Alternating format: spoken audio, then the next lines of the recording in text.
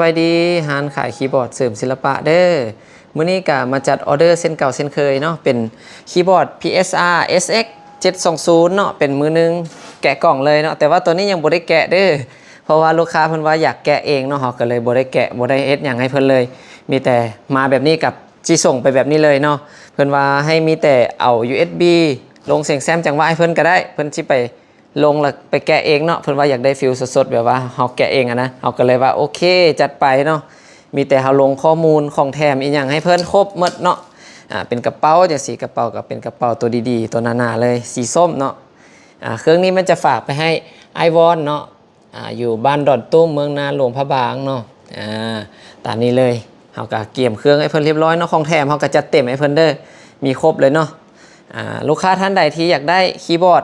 มือหนึ่งบอมือสองบอเป็น SV 800บอเป็นพวก SX บอมีทุกรุ่นเด้อเนาะคีย์บอร์ดมีทุกรุ่นเนาะมีทั้งมือหนึ่งและมือสองเนาะตามนี้เลย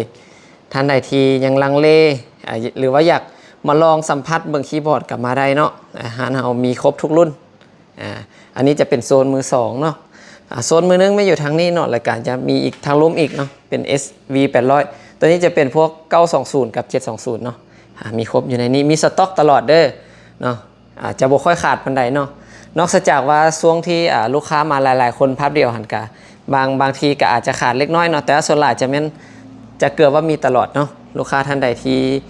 อยากมาลองเบิ้งอยากมาเยี่ยมมายามกับมาไรเดอร์ฮานมันเปิดตลอดเนาะเปิด9 โมงเช้าถึง5หรือ6 โมงแรงเนาะมาบ่ฮอดจอดบ่ถึงก็ติดต่อหาเบอร์โทรนี่เลยเนาะ91341402เนาะโอเคเดี๋ยวเราจะ